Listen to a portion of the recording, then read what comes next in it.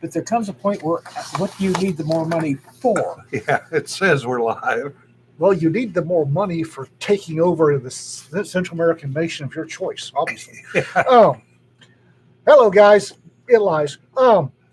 Donate here to keep the heat on because we walked in the shop today. It was 58 damn degrees. I'm cold. I can't type for shit. So donate here to keep the heat on at the blanket fort.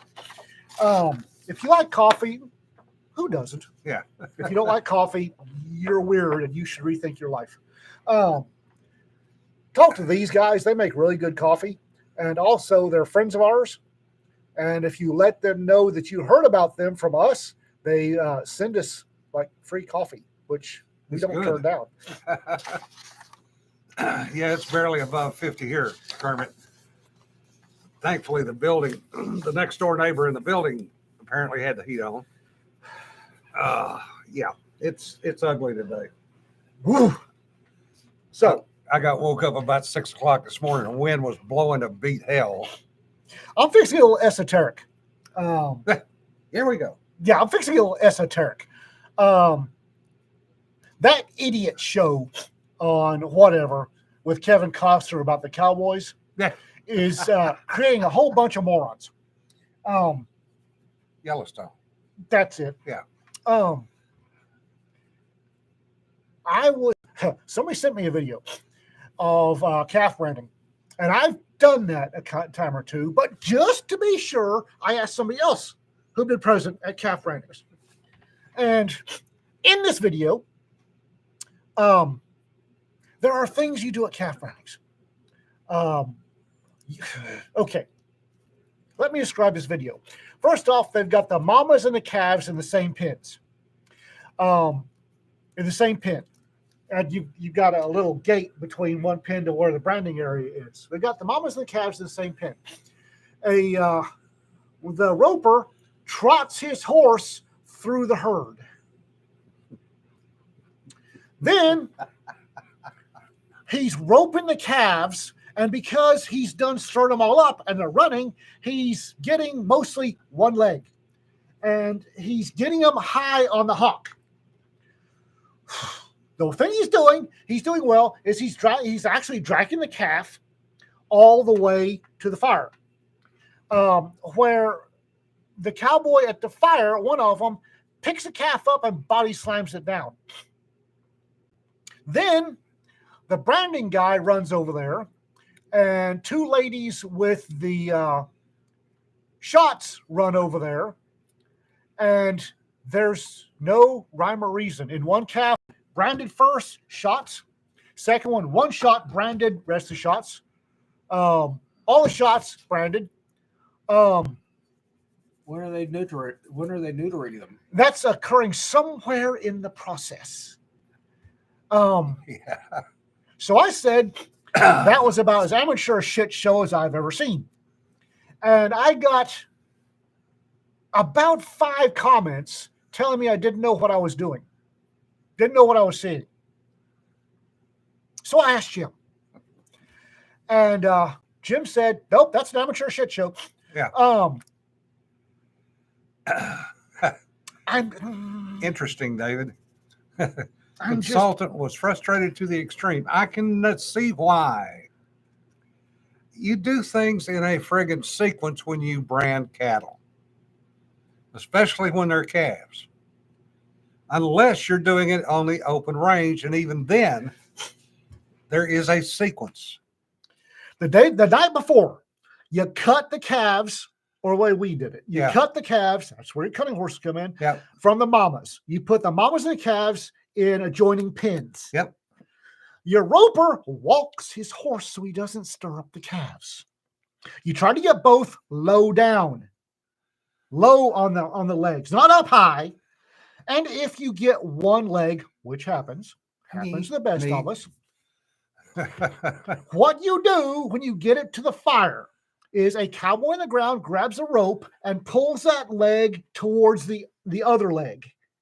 Then the brander or another cowboy grabs a tail and rolls the calf to the ground, because every pound is money.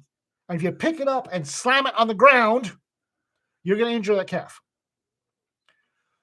Then there is a sequence. You should have a book. You should have a book. And in this book should be written the brand, where it was branded, very important. The lot numbers of each vaccine given. Yeah. And you go down and somebody with the brand book goes and does each one of these in order. Because if you're higgledy-piggledy running back and forth and doing this, you're going to miss something. And ear tags in. They weren't ear tagging, which was really weird to me. Yeah. Apparently they ear tag later. I don't know. if at all. I haven't seen it, so I have no idea. Well, if they've got if they're doing Hollywood branding, they don't know to ear tag later. They don't ear tag at all because in Hollywood they never brand. Well, in the 60s, we didn't ear tag either. So, Well, you tag or notch. It's part of the ID process. Yeah. So I get all these idiots that are telling me I don't know what. That I discovered that the majority, one of the ranches I worked on up there has sold out to a ranch management company. Yeah. Apparently up in the Panhandle, there are a couple of ranch management companies that are offering a shit ton more over asking price. So a bunch of the established Panhandle ranches are being owned by consortiums. Read Chinese. Let's face it. Just read Chinese. And and then I got off into the meat packer. Meat packers are fixing prices again. Ranchers are getting historically the lowest price up in Panhandle anyway. Historically, the lowest price for beef they've ever gotten. But when I go to the market, prices are up. Yeah. I'm paying the historically highest price I've ever paid for a slab of meat, and which tells me the beef packers are rolling in money. Well, the other thing, talking about the cattle, is the fact that, yeah, if you're a small enough herd, and I know what Don's talking about, since my uncle had longhorns. Yeah, we had people that did big loops. I tried, Jerry. What's that? I could never get both horns. I was lucky if I got one horn and a nose. But Edmundo, who was the ranch manager for my uncle, basically the ranch manager, he threw a handmade 50-foot Rieta. No. And he could get both horns every time. Of course, that's what he was. I mean, he made his own Rietas. He was that good. Yeah, I don't have time. I never was that good. I forget who the hell I bought my ranch ropes from. When we were branding, because we were only branding 6, 8, maybe 10 calves a year, but they were longhorns. So the getting the mothers and the calves apart was fun, for versions of fun, because when you're dealing with longhorns, you're dealing with a different set of circumstances as far as mama and baby. Because mama has a spread that she can use to protect baby.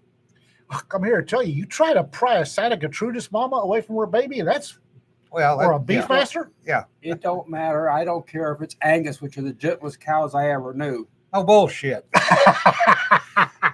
Angus are gentle compared to.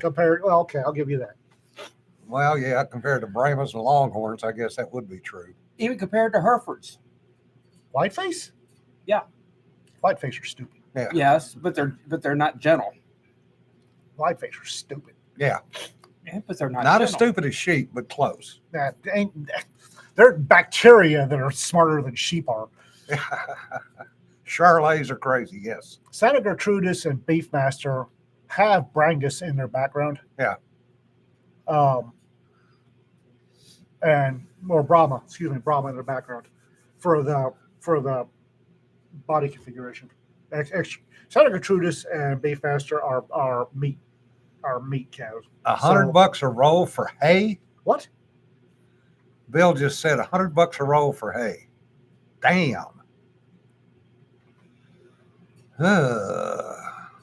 Maybe we're in the wrong business. I'm damn sure in the wrong business. Yeah. Yeah, everything is up. Everything is up except our salaries and our Apparently, money. the money being paid per pound at the feedlot is not up. Yeah.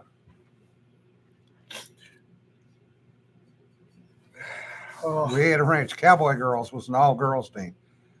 Yeah, women are damn good at it. That's something that we know from a lot of different enterprises. one of the things that just absolutely tickles me to watch, and Jim and I first saw it at the last ranch roundup. Yeah. Is the ladies calf roping. Yes. There are folks that will tell you that women don't have a spot working cattle. I'm here to tell you that you put a 110-pound lady up on a quarter horse, and she's just as good. Yeah. She's just as good as a guy is. I've known ranch ladies that Weight and strength don't really matter when you're working cattle, because don't matter if you're a 100-pound woman or a 200-pound guy, the cow is still that much stronger than you that it don't matter. Yeah. Well, the cow's still half a ton. where it makes a difference is if you're trying to bulldog a little son of a bitch. Well, yes. And every ranch I've ever seen, everybody knows there are spots where you want the guy. Yeah, you want the guy. Yeah. But every calf branding had been at, the ladies were the ones with the syringes. Yeah. And up the nose, in the neck. Yeah. They do just fine. But I didn't realize that ladies calf roping was a thing. Yeah. And Jim and I were like, wait a minute, what the hell? And holy shit. And I think it was Breakaway. Yeah. They're good. Oh, they're good. Yeah. They are good. We need to go to the next round roundup. Yeah. Which brings up something else that we were at least Don and I were in on, was a question that got asked about how you control a horse. With everything. Yeah, that's the difference. It's how you're leaning in the saddle. It's ankle, it's foot, knee, thigh pressure, Well, it's reins, primarily thighs and knees, depending on the type of and riding you're doing. and how you're leaning in the saddle. And the amount of answers that came up in that one was interesting. Alley branding. Yeah, that works, Don. Well, squeeze chutes are great. I Yeah. love squeeze chutes. They're also bloody expensive. Exactly, RK. It depends on what the horse was trained to do. Oh yeah, well there's that. With a cutting horse, which is primarily what I rode. You don't control them. Huh? You don't control them. You sit back and you're there for the ride. Well,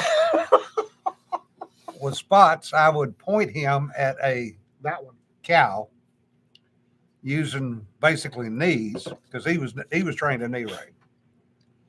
And then I would get my feet in deep in the stirrup as I could, Lean back in the saddle. drop the reins, grab the saddle horn, lean back in the saddle, And let him do his work. and let him do his work. Yep. And he knew when I leaned back, that was his cue to go. And he would do it whether I stayed on to him or not. Now, bear in mind, folks, I've never trained horses. I got morning cut. I got issued a horse, and he was already trained, and I just rode him. Yeah, that's a good point, RK. The mule in Korea was trained to carry. She was Ammo. she was a Mongolian racehorse. Oh, that's right. She was. Certain Reckless was a Mongolian. She was a racehorse. There was a mule in Europe that was trained to carry ammo too. Yeah. Yeah, smart knee rein horse is a wonderful animal. Yeah. As long as you know what the controls Anybody are. that can rope in a pin and keep a hold of the reins is a better man than I am. Yeah. Yeah. The mules in Italy, especially Montecassino, is the one that comes to mind.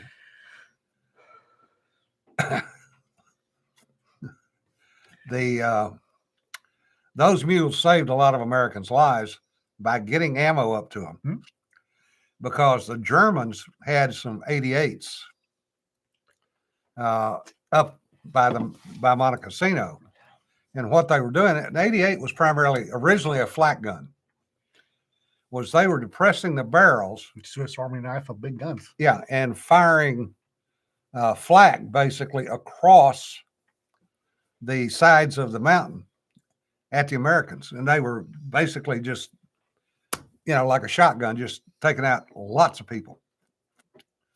Yeah, you got to know where the buttons are on a push button horse. Otherwise, you would be very surprised. They're horses. You may know where all the buttons are, but there's one you don't know about Yes. somewhere, and you will find it at the least opportunity. And it's marked buck or sunfish or roll over and scratch your back Yeah. or holy shit, that's a shark in the pond. That's a half-inch deep puddle. Yeah. There's a shark in the puddle. Holy shit, shark. I think we've both told those stories. I love the holy shit, shark, sky, dirt, thud. Plastic bag coming across the field. Paper bags in my day. Yeah. Everybody knows those little spinny, flashy things that they put on industrial buildings to keep the pigeons away. Yeah, right. Fucking horse has seen that thing every day. And then one day it was a ninja trained SEAL sniper. Sky dirt, thud.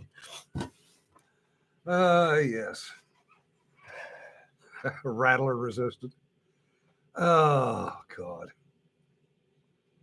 I was on Red, which was a horse that I hated to ride because he was a thoroughbred. And he was, as Uncle Lynn said, skittish occasionally.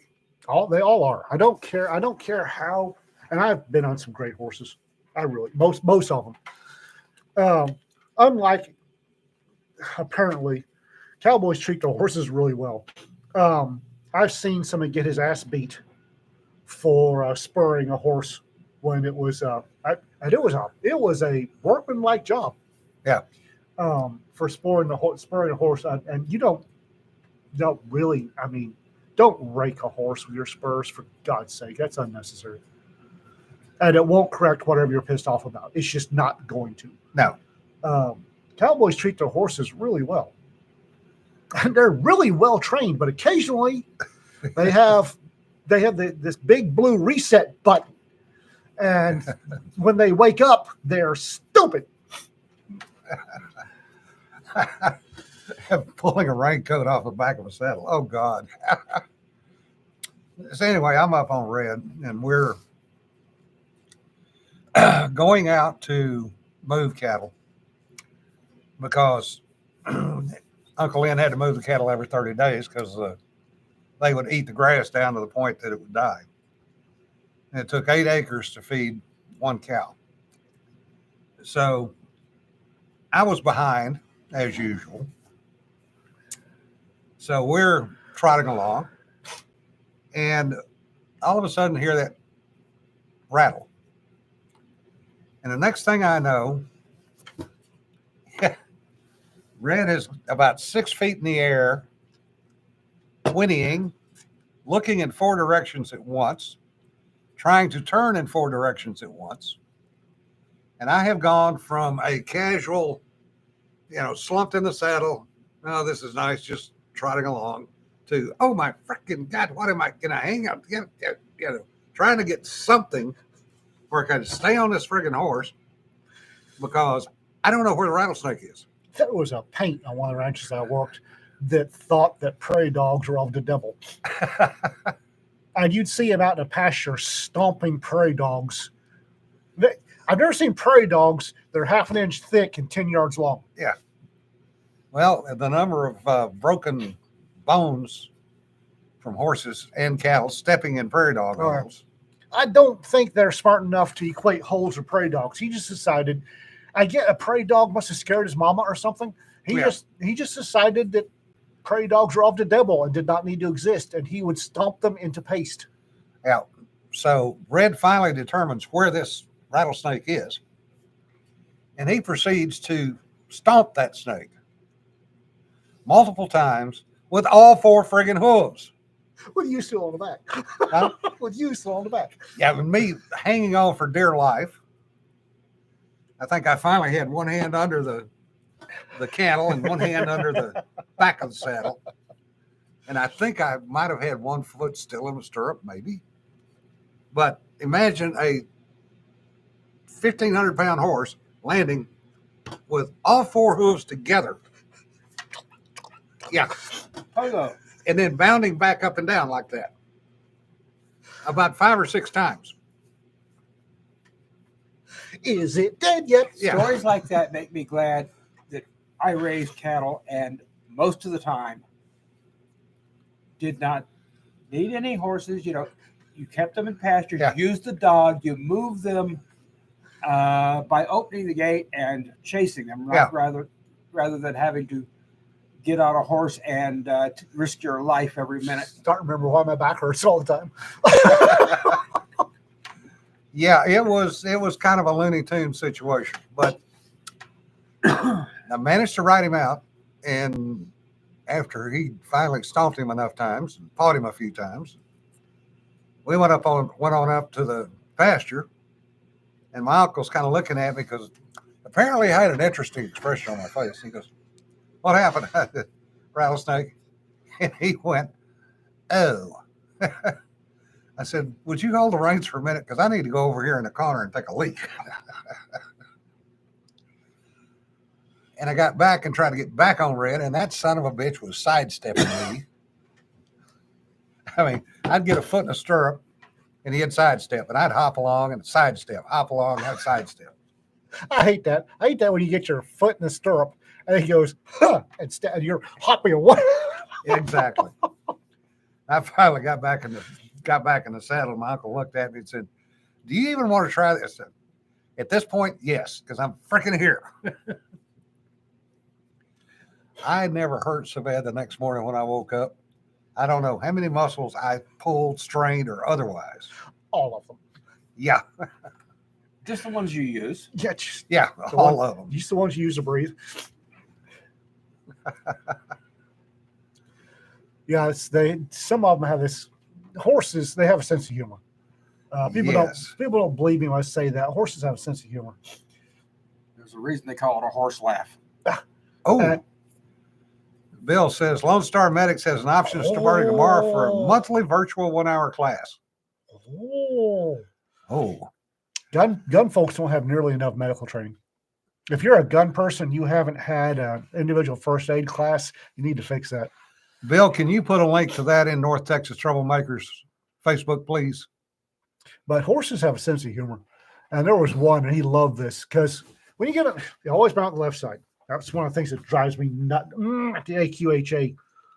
Yes. Jim and Jonna were laughing at me because there's a fiberglass mock-up of a quarter horse at the AQHA museum that you can put the chitlins on and take pictures, and you can mount it from both sides, and that just is wrong. It's wrong. I can't explain to you how wrong that is. So you always mount on the left side. And with this one horse, if you're smart, you had him up against the fence on the right side Yeah. because you put your foot in the stirrup and then you load your right leg and he sidestep. It's like, oh, Yeah. hop, hop. Oh, cookies. Yes, Don, you should be able to mount your horse on both sides. Don't. It's best to be able to mount on the high side. Yes.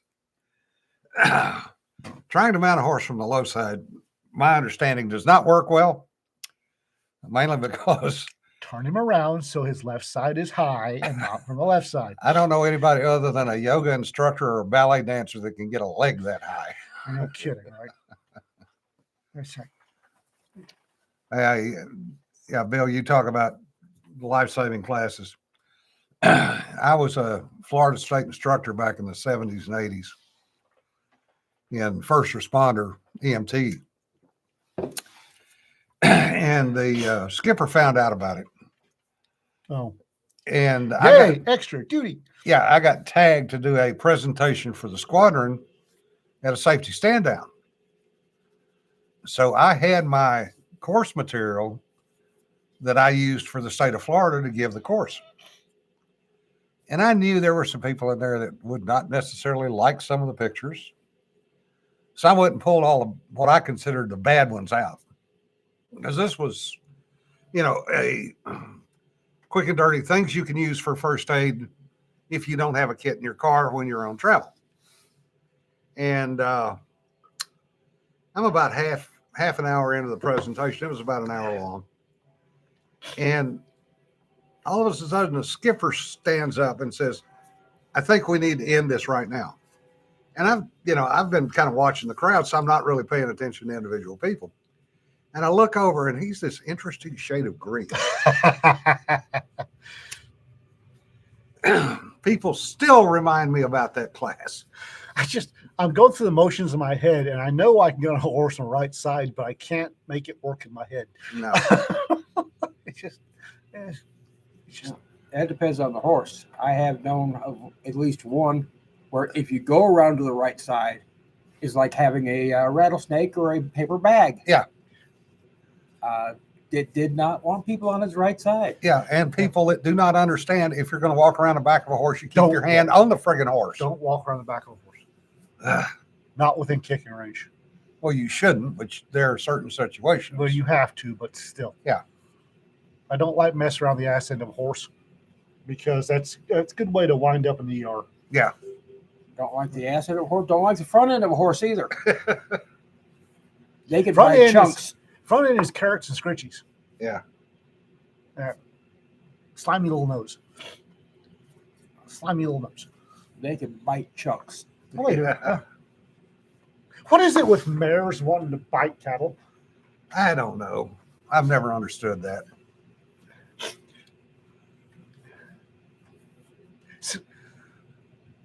I thought that was just a random thing, but according to Facebook, mares bite cattle, and I've seen them do it. And I love mares. I love mares. For geldings are not bad, but mares, as is usual for various species, tend to be smarter than the geldings.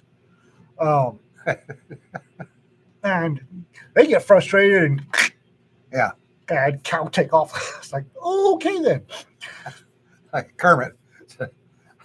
I decided not to ride for a living. I still cross barbed wire fences by leading with the left leg. Yes.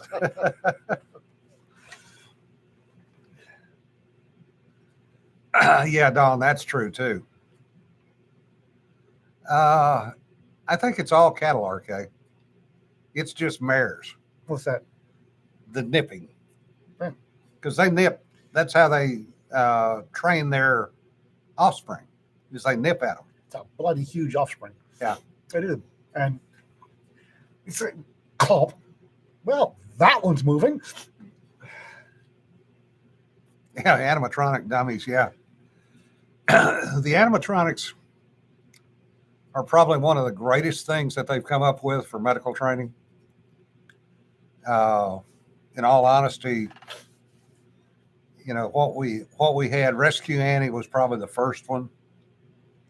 And that was, 40 years ago. But you needed to be able to practice on something. Oh, yeah. And yeah. Think about they are expensive. Yes. Yeah, but you can get them. You can get really good deals. Ambulances go out of business all the time, and if you can catch an out of business sale for a defunct ambulance service, you can get a Rescue Annie. Because every one of them's got a Rescue Annie somewhere. Yeah, you get a Rescue Annie at pennies on the dollar, or bleeding a barf. Yeah, that's one of the new ones. That's thankfully I have not encountered one of those in training. Well, at least you haven't encountered. There's a new Greta Thunberg doll that's $3,200 and has lifelike parts. It's trained to say, "How dare you?" or it's got recordings of how you as you are utilizing it. Oh, seriously? Oh, Seriously. God. If you're not breaking ribs when you're doing CPR, you're usually doing it wrong. I hate to say that, but that's true. Yeah. It's easier to recover from broken ribs than it is from dying. Broken ribs are cheaper than a funeral. Yeah. Yeah. Better use of government taxes. Yeah. Yeah. People do pay for that. Yeah. People pay for some really weird things. Speaking Yeah. of the guy that used to work crimes against persons in the Panhandle, people pay for some really weird things. Yes, they do. The probably some of the best training is some of the military stuff where they use the moulage, No, always fun. especially for the mass casualty stuff. My youngest daughter, paramedic in California, got rung in on a mass casualty drill that they did out at McClellan. And this was probably 6-8 years ago. And they had done, I want to say 40 or 50 of the Air Force enlisted volunteer to be moulage. So the enlisted were having a good time. Oh, yeah. It was a day off work. Mhm. They got to lay around, do nothing. You get paid for it. Yeah, and get paid for it. And some of the injuries were, according to Celeste, very realistic and required the medics and first responders to do things some of them were not equipped to do, was her comment. I remember Kelly over drinks telling me that he always waited for the day after Halloween and hit the spirit Halloween with checkbook Yeah. because you see, it's half price moulage gear. Yeah, looking for chest rise. The chest wouldn't rise, so we hooked it to a compressor. Hey.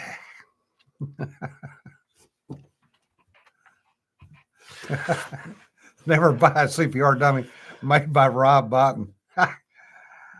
Yeah, some of the special effects artists Don't. Yeah, Just don't. Just don't. Oh, no comment. Just don't. But she said it was really an interesting exercise because the county people that were supposed to be in charge were running around with their heads chopped off. Sounds about right. So she started directing people. And after it was all said and done, the director, county EMS director, came over to her and said, "Which station are you in?" She went, "None, private." What? So Stop making things better. he tried to hire her on the spot. And she went, "No, I do not want to be a firefighter and a medic. I'm a medic, period. End of statement." But got her sent to Incident Command School, which was pretty interesting. Yeah. Don, I wouldn't consider you a smart ass other than 24/7, 365 Right. without his arms or bottom half. Yeah. Dawn's not being a smartass. Have you checked her for a fever? Yeah. Checked her for breathing. Is she breathing? She hangs out with y'all when possible. Yes. Yeah. Yes. Okay. Then saying she's a smart ass goes without saying. Oh, she takes it to the next level. Yeah. Oh, yeah. Little Dawn is she's a master level smartass. Dawn's not being a smartass. Is she alive? Yeah. Box number 5 of butter. Damn differs. A lot of butter cookies, huh? Educated mule. Oh. Speaking of educated, I am less than happy with a certain gas station here in town. Oh, Those son of a bitches have outdoor speakers playing. Yesterday, I'm gassing up, and all of a sudden I hear George Michael. Those some bitches whammed the entire friggin' gas station, Of course they did. including everybody filling up. 'Tis the season to do your buddy dirty. The amount of cussing. 'Tis the season. You're talking about here in Tiny Town? No, You know, itchy paw. itchy paw. I actually 2,000 cookies differs. Good on you for doing that. Question: is everybody enjoying the poetry? Definitely whammed, yes. Because I think you do a good job with it. okay.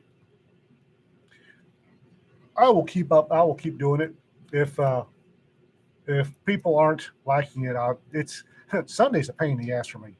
If people don't like it, I can do something else. Oh, Jesse, I didn't hear about that. DJ got 50K at a live. Yes, Oh, yes, and apparently death threats. He was some live venue with 50,000 people. The DJ allegedly didn't know about Wymageddon and played Last Christmas, and apparently he's catching death threats. oh, and of course they want to know if you take requests Ish. at a soccer match. Oh, that was So stupid. soccer match, even better. Yay, soccer lads.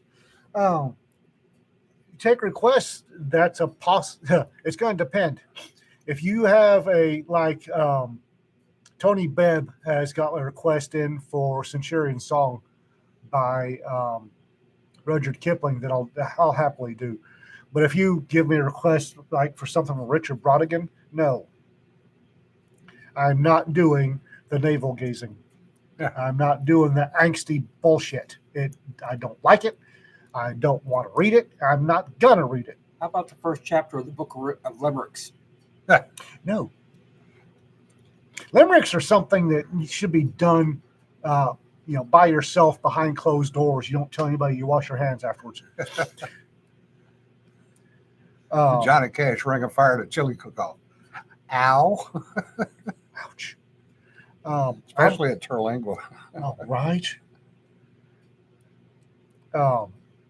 So yeah, I'm gonna do poetry I like, and the nasal gazing angsty bullshit I'm not a big fan of. So I'm not gonna do the navel gazing angsty bullshit. Differ thanks to you and Kermit for giving out the cookies. It always sucks to have the duty on Christmas. Right. And I used to take the duty on Christmas because I was single and, folks deserved a little time with their families. I did that same thing. But there is a apocryphal story that I know is true because the kid on the gate with him, General Butler, when he was commandant of the Marine Corps, this was a number of years ago. I want to say early 2000s. No, shut up. His wife would give the general cookies to go deliver to people that were standing on duty. So General Butler drove down to Quantico to deliver cookies to the gate guards and the duty officer. And apparently showed up in civvies with a batch of cookies. Like you do. And the gate guard saluted him and went, "Sir, may I help you?" "Yes, sir, you can. We have cookies for you. And would you please call the CDO to come to the office? I'd like to chat with him." "Yes, sir, I'll do that. He's down at the exchange right now taking care of something." "Oh, well, okay. Well, when he gets back, we'll call him right now, sir." So Butler is into the guard hut at the front gate at Quantico, and in walks General Mattis. I've heard he used to do that. And General Butler looked up at him and said, "What are you doing here?" He said, "Well, you said you wanted the duty officer. I'm it." So a one-star general was standing CDO at Quantico on Christmas Day. He's not the only one that's done Yeah. that. But it was really funny because of the circumstances, because Butler thought he was doing a great thing and was going to be very calm and polite to the CDO, and CDO turns out to be his 1-star. Might as well. Yeah. I did prior to my recent or my separation from law enforcement. I worked a couple of holidays, stand in for young officers with families, and boy, that was for some reason that was really really weird. Well, there's always the desire to be home. Oh, yeah. Especially if you've got sprogs. Yeah. Or especially if you're a young sailor, you've been in the military less than a year, and it comes around holidays, and you might have gotten a decent Thanksgiving dinner, but now you want to go home for Christmas, and you got the duty, and you don't have enough leave built up. I had a standing rule. The shift, if you worked Christmas, you didn't work New Year's, and I made it known, not as a verbal, that if you had a family, I would try to get Christmas off, but that meant if you had a family, you had to work New Year's, so that somebody who was single would have New Year's off. Yeah. Which I thought was fair, and the kids thought it was fair. But I hate the modern generation. I had a couple of them get really wound up. I had a single mom, and I had somebody come in and work for her on Christmas so that she could spend Christmas with her sprog. And I told her, I said, you're going to have to come in New Year's. Because whoever, the single person replacing you at, that's working your shift, Christmas is going to want New Year's off. And this is fair. Okay. And New Year came along. She got pissy. Yeah. Wow, that's my normal day off. I said, you got Christmas off. You're working New Year's. That's not fair. Yeah. It's not fair. Well, it's my day off. I want my day off. I said, you don't get your day off because you got Christmas off, which was your normal working day. She could not wrap her mind around that. Really, really disappointed that young lady. Yeah. Yeah, people are odd. Yeah, well, the whole wham thing was a joke. Always has been. But some people, a little fun. It's some fun to have. yeah, some people kind of take it more seriously than they should. Yeah, doing holidays is kind of a thing for a lot of us that were military, especially if we were single, we didn't have anything else to do, and we didn't take leave. Rita's probably going to go spend Christmas with her mom. Yeah. And quite honestly, I've as a single man in both military and law enforcement, I work so many holidays as a single guy that it's like, people are like, you don't have to work Christmas. Yeah, and yeah, I've been working Christmas since I was 18. What the fuck? Yeah. Yeah. Yeah. That's a good point, David. Don't work Black Friday, because if you're going to get shot, you want it to be something you did. Not a holiday. It's not a holiday. Yeah. Not a holiday. Yeah. What's the background on that local gag? What? RK talking about give me a sardine is a local gag. 42 minutes. What? I don't know. We've been cussing longer than 42 minutes. I think I did. I think I have. Fuck. Yeah, you get downrange, you lose. Downrange or deployed, you lose quintile 42. You answered everything 42. You lose track of I'm so confused. what day of the week it is usually.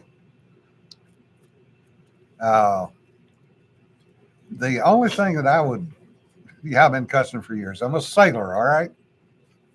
The only one that I really got frosty about was when I worked for the university and they said I couldn't have Veterans Day off. And I went, oh, wrong answer, bacon breath. So I would purposely put in a leave take one day of leave, and I would take Veterans Day off. Because what the university would do is to give time off between Christmas and New Year's for the employees. They would not do any other holidays the rest of the year. So they would stack all 11 or 12 holidays in that period. Oh, wow. So, They wonder why I didn't have me working. and then they would screw over a certain group of people, usually law enforcement communications, during those supposed 12 days off, because somebody had to maintain Somebody what had was to be going there. on. Somebody had to be there. So it never did work out well for us. Yeah, I'm at Raisin Farm. I'm I'll be working Christmas. I generally work the holidays there, but I just till it's till 3:00, so I still got the afternoon, and evening to do Yeah. whatever I'm going to do. Speaking of, do I need to bring anything to Christmas Center? Nah, You talk to Jim. Yeah. Okay. I think we got it covered. Yeah, aerospace would always shut down thanks to the union, not charged as vacation. Yeah, that's true.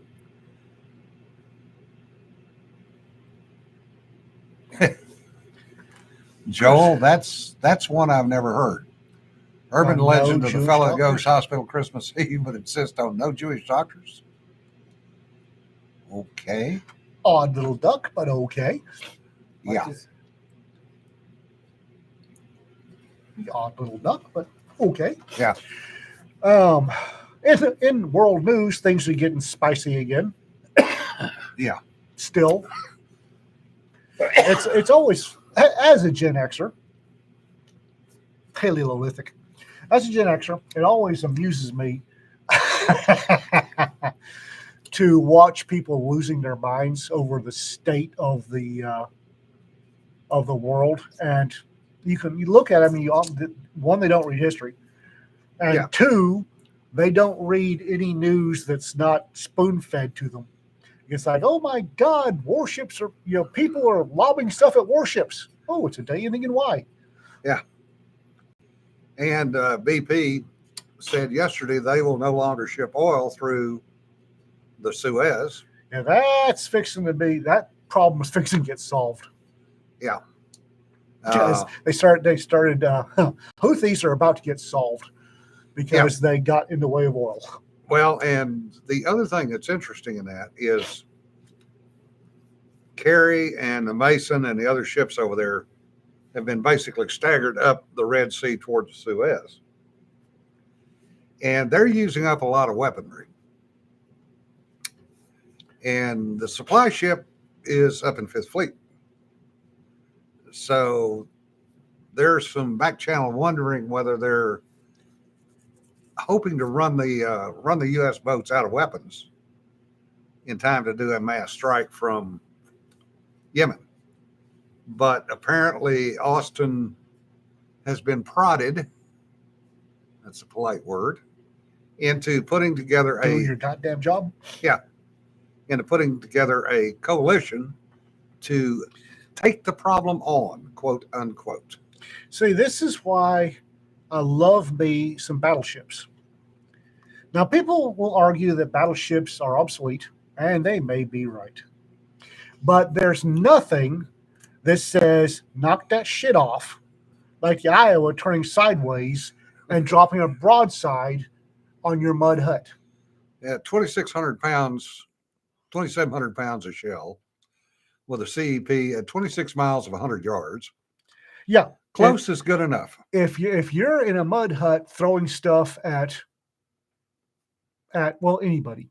Not enough, Tom. Not enough by any And the means. Iowa turns up, goes sideways, and your world disappears. That tends to do what we refer to as send a message. Sean, the real problem with bringing back the battleships is we don't have anybody left that's qualified to run them or know how to run them or know how to maintain them. They're old steam plants. We do not have anybody left that's certified to fire the guns. I mean, granted, the the battleships are expensive as hell to operate. And they are. Yeah. And I mean, fuel, everything's expensive about them. But that you use them once and you have peace in that region Forever. for a generation. Yeah. It's a psychological advantage of using them is what you're talking about. Oh, yeah. Oh, yeah. Nothing like seeing that big, beautiful bitch turn sideways and the world disappears. Yeah. An SSGN will do the same thing, but the way the SSGN does it doesn't have the same impact because things just disappear and nobody knows why. When you put the New Jersey, the Iowa, the Missouri up in the Red Sea and they look out and see that, Uh-huh. there's a certain pucker factor that goes There's with a it. psychological impact that should not be underestimated. Yeah, Rick, I think they still train on them, but the battleship steam plants Oh, yeah, they're expensive as hell. are a little more, shall we say, complicated. Yeah, I mean, we have, God bless the U.S., we have some sneaky people, and sneaky's good. Sneaky has a psychological impact all its own, but there comes a certain point when people just disappearing. You get used to it. Nobody gets used to the sight of that thing turning sideways and your world disappearing. Yeah, Michael, BB-64 has a reputation for being a little bucky when it takes damage. Yeah, Temper. that is apparently a true story, Yeah. too. This is Wisconsin, wasn't it? Yeah, Wisconsin. The skipper got a scratch from Yeah. from a North Korea, from a Nork anti-aircraft battery. Got a scratch and full broadside at the battery. Psychological impact. Yeah. Oh, and physical impact too, but Yeah, one of the converted Ohios with with Tomahawks on board will get your attention. But the problem is, and I agree with John, is you don't see it, so it's not the same impact. Mhm. Things just go away. It was a 155. Yeah, 155 would basically hit and bounce. I heard it was anti-aircraft battery, so who knows? It's like I've seen people do studies on YouTube. Well, I don't care how many times you wreck your shotgun, it's not going to break one bit of this glass. Bullshit. Wrecking your shotgun doesn't do anything. Yeah. No, wrecking your shotgun, if you're at a quiet house at night and somebody's coming in the window, wrecking your shotgun will probably solve the problem right there. There's something called fibs. Fibs means fuck, I've been shot. Yeah. It's a psychological thing. Gunsmith Joe and I have had a long-standing discussion about there's around the federal 125 grain plus P Jacket Hollow Point .357 Magnum, which is unparalleled at putting people down. And we contend it's unparalleled because when you touch off a 125 grain plus P federal Jacket Hollow Point, the basketball sized ball of flame Yeah. that comes out and burns your eyebrows off, and the ear splitting sound means that you realize that fuck, I've been shot. And it's psychologically, if you don't know you've been shot, you don't stop. That thing, you know you've been shot. Well, there's a certain fuck, I've been shot with a shotgun. Everybody knows what the damn thing sounds like being racked. And if you watch YouTube videos, the big thing in the tactical training community has been videos. Yeah. Well, I've watched 10,000 videos and I have never seen, Scooter, videos on all that and bag of chips. However, if you've actually watched whatever unlikely number of videos of shootings, your average thug, the first round goes off, they notice it's assholes, elbows, and poop streaks. Yeah. Every one of them. And I forget where I'm going with that rant. Oh well. My friend Bill was a longtime law enforcement city, and he had a stop that he did one night, and it turned out to be a carload of Hispanics. And this was over on the Arkansas-Texas border. And windows were tinted dark, so this was basically a lowrider, couldn't see in it.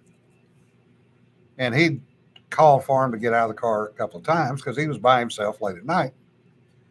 And they did not get out of the car.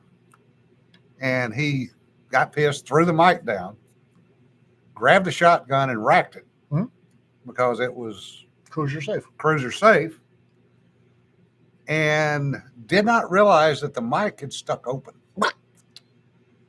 And he said all of a sudden there were 6 bodies coming out of that car and going prone on the ground. Well, Rita and Rita's got a little 20 gauge Mossberg, and I've got my 12 gauge by the bed, and we carry it cruiser safe, which means cruiser safe means that you've got a full tube magazine, an empty chamber, and the hammer down. Yep. That because we have dachshunds, and they will get their noses in the strangest places, not to mention a trigger guard. So our shotguns are off safe, loaded tube, empty chamber, hammer down. So all you have to do is pick it up and run the slide, and you're ready for the party to start. That noise is quite up there with the fibs. Fuck, I've been shot. Have a good one, Jim. Later, bud. And well, you're racking the shotgun to be intimidating. No, incorrect, young Jedi. I'm racking the shotgun to get a full load in the chamber so that I can go to work. The noise running people off for half a block is just a plus. Yeah. Because if you don't have to shoot somebody and solve the problem, it is much better, it's much preferable to having to shoot somebody to solve the problem. Yeah, less paperwork too. Yeah, you don't have to spend $20,000 in legal fees. And you don't have to go through all kinds of stuff to get your gun back either. Yeah. Right. Yep. Oh, congratulations, DA. Niece got the top cadet in her TCO class. Oh, well done. That is outstanding. TCOL is in Texas Commission on Law Enforcement, or is there a different TCOL? I think that's what it is. Sweet. Yeah. That's true, Kermit. Nothing like cruiser ready, because there's nothing like hitting a bump and blowing your light bar off. Well, it's a smart way to carry a shotgun. Rita's Ruger PC9 is the same way. She's a full magazine, empty chamber. So all she has to do is run the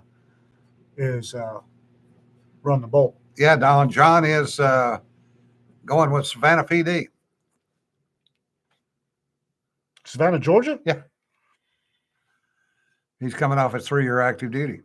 I'm not sure I'd work Savannah, Georgia right now. Yeah, he's down that area. I'm not. Yes. Savannah, Georgia is a little spicy right now. Yeah. Speaking of people graduating, Tilly Dahl, Julie's daughter, just graduated from the Australian equivalent of the Naval Academy, and she's going back for an extra year. So she'll end up with a master's when she goes on active duty next year. So congrats to her. My 1911's cocked and locked. Of course, that's. I've got a Glock 48 as my bedside gun. That's bedside pistol.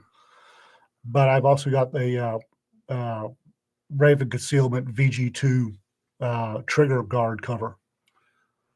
It takes some work to get that thing off. Yeah. Well, you guys have a good one. We're going to go ahead and shut it down since we've wasted another hour of your time today. Good Lord, I've got to make a screaming run to Itchy Ball. Yeah. All right. So y'all be safe. We'll see you Thursday. Y'all be safe, guys. And if you're traveling, keep it between the ditches and keep the shiny side up. Be safe, guys. Have a good Christmas. Yeah. Remember, don't sweat the petty stuff. Don't pet the sweaty stuff. We'll see you later. Bye-bye. Food.